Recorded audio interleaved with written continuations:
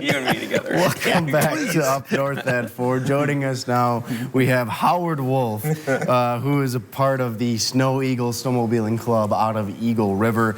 And you also penned this new book, A Frozen Journey, which chronicles the entire history of the club going all the way back to 1965, if I have that year correct. But I feel like we just need to start. How did you get involved with the Snow Eagles? Short story. I want the long story. What do you mean short story? What are you talking about? I moved to Eagle River 9 years ago. Okay. September of 2013. Retired from a lot of things. Retired from the military, retired from building homes in Milwaukee, and moved to Eagle River.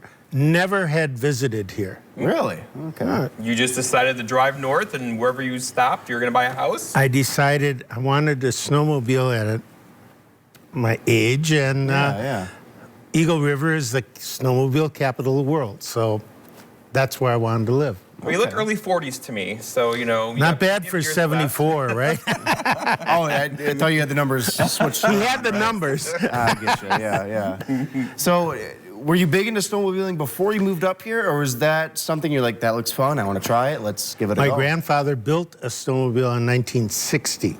Okay. And then in 64, he bought one. 67, he purchased a Polaris that in 67 and 68, I raced up at Eagle River and Rhinelander, the Hodag 50. It was a 50-mile cross-country race from Rhinelander to Three Lakes to Eagle River.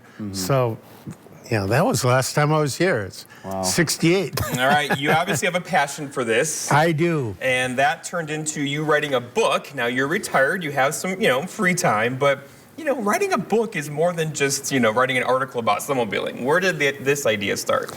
Well, I moved up here in 2013. I joined the Snow Eagle Snowmobile Club for 1 year, and I got elected president. Oh. Okay. Quick turnaround. All right. Your passion came through. Yes. So I went to the shed where we store the groomers, and up on the rack, there was 10 or 12 large Rubbermaid buckets, and they're filled with photographs and newspaper articles and three-ring binders of newsletters. So I brought them home one at a time, and I put them into three-ring binders by year. Yeah. And I thought, well, as long as I'm doing this, I should be taking notes. Because I wouldn't have had that thought, Howard. Because I thought that should be the responsibility of the president to know something about the club. Right, okay. So for 3 years, I took notes. And as I'm taking the notes, I'm going, if I collected all this stuff, I could write a book. Except English is not my first language. Okay. I think construction talk is my, or Army talk is my first language with all acronyms. So I did have some help. Carol Lynn, a member in our club, she took my gobbledygook and made sentences out of it. And Matt Van Skyhawk, who's also a member of the club, he's an artist. So he took all the words and put pictures with it, and it turned into, I think, a beautiful book. And an easy read, because it goes in order based on all your note-taking. Yes. And it really is a chronological order, and it's neat to look back at the history of the club. For sure. Yeah. From 65 all the way to 2021. Right. Exactly. Plus, there's 10-page history of the Derby, the World Championship Snowmobile Derby, which is also very interesting. Huge part of Eagle River and its culture and the snowmobiling. And I mean, you said it before, you had help with kind of putting the book together. And it is truly, like, it's easy on the eyes. Like Jeff said, it's chronological, year by year. Small words. Right, small words. Pictures for Nate. Pictures are good for me. And so I just love how this came to be, and I think I want to ask you more just kind of about what you were able to uncover in the history and in all your research, your note-taking, but we do have to take a break. Do you mind kind of sharing some stories here? Yes. Let's do it. We're going to do that after the break here on Up North at 4. Stick with us. We'll be right back. Welcome on back to Up North at 4. We're joined by Howard Wolf, who penned this incredible book. It's called A Frozen Journey, just looking back at the history of the Snow Eagles and just snowmobiling in general in the Eagle River area since 1965. And it all kind of just started sort of on a whim for you, right? It did. You just looked through, and clearly all these articles sparked some sort of an interest. I like history. Yeah, and I was actually going to ask you before. I don't know if is this the first type of like official writing you've ever done? Is this book? When I wrote the book and I had it in draft form, my son and my daughter who live in Texas, I told them about it, and my son's exact words were, "I didn't think you could read." What? So they were surprised. How old is your quite son? Can you surprised. still ground him? Is he grounded? Is that No. Grounded in No, Texas. he was quite surprised. Yeah. So Yes. lots of articles. You went through them one by one. Something had to catch your eye. What were some interesting tidbits of those? A couple quick interesting things. It started in 65, October of 65. Their first meeting was in the Arbutus Inn on Wall Street, which is really? where the BMO Bank is Right, now. yeah. And there was a giant house that was built in 1895, and it became the Arbutus Inn. It was a restaurant and like a B&B. And that's where it started. And in the 70s, before they tore it down, there was actually a couple snowmobiles parked out front, like a museum, if you will. Okay. So that was kind of interesting. Yeah. 67, the club marked its first trail from Eagle River Airport Okay. to Maple View Resort, which is in Conover. It was 10 miles, and it took you all night to go 10 miles and back in 67. Beautiful countryside, though. Beautiful countryside. Yes. Very.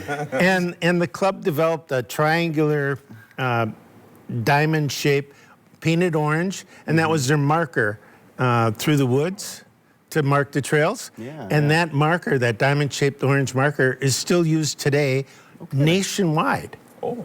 Oh. It's So then been this is taken like on the- by the American Council of Snowmobile Associations. That's and really it's cool. That is really cool. I never to knew have that. that. Wow. Yeah, so So Eagle River, I mean, it's literally leaving its mark all over. Yeah, it's mark. Yeah. It's marker Triangle. Yeah. all over the country. Yeah.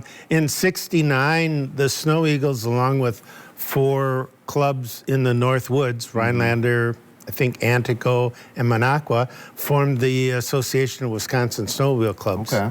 in 69. So they're celebrating their, 50th anniversary, and Yeah, and yeah. we've got, 56 years in. So it's just fantastic. You know, on that note, though, it's one of the first things I noticed when I first moved here is the snowmobile clubs, all the clubs, and there's my lots gosh. of them. Yes, there They is. have their act together, and they are full of some very passionate people Oh, yeah. who care Yes. about the condition of the trails. Like they're out there night and day. Yes, they are. making them great, right? Because it's Yes. such a huge source of our economy, right? is. And keeping those things groomed, and not just by the 3 groomers you have in the back of the book here, right? Yeah. But just kind of putting a little love into the trails, and that's Yeah. that shows right here. Those groomers. There's 3 of them, you Yes, said? 3 of them, Yeah, yes. Which costs a lot of money. $300,000 a piece. Wow. 3 of them, that's $1 million out there in Right. the building and everything else. But you're absolutely right. If you look in the beginning, I kind of hint at it at the book. In the 40s, 50s, after World War II, in Eagle River, a lot of the schools and grocery stores and restaurants closed in the winter.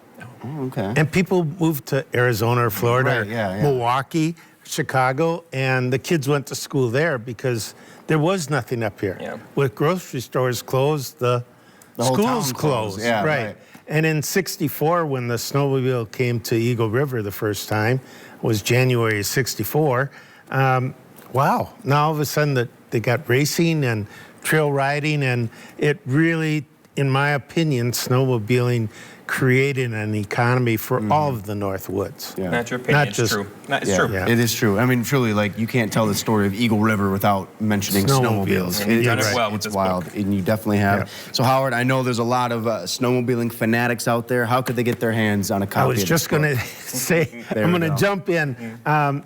The places you can get the book are online at snoweagles.org. Perfect. Okay. We also have books available at the Eagle River Chamber of Commerce, at the Eagle River World Snowmobile Headquarters and Museum. It's a museum right next to the Derby track, and in Saint Germain at the World Snowmobile Hall of Fame. museum. So. Awesome. Well, Howard, Okay. we love you coming on. We love the work that you did. I'm definitely, I did a skim, but I'm going to do a deep dive now. Well, they're your books. So Thank you so much for coming on. We're going to take a break, and Up North F, we'll be right back after this. Howard.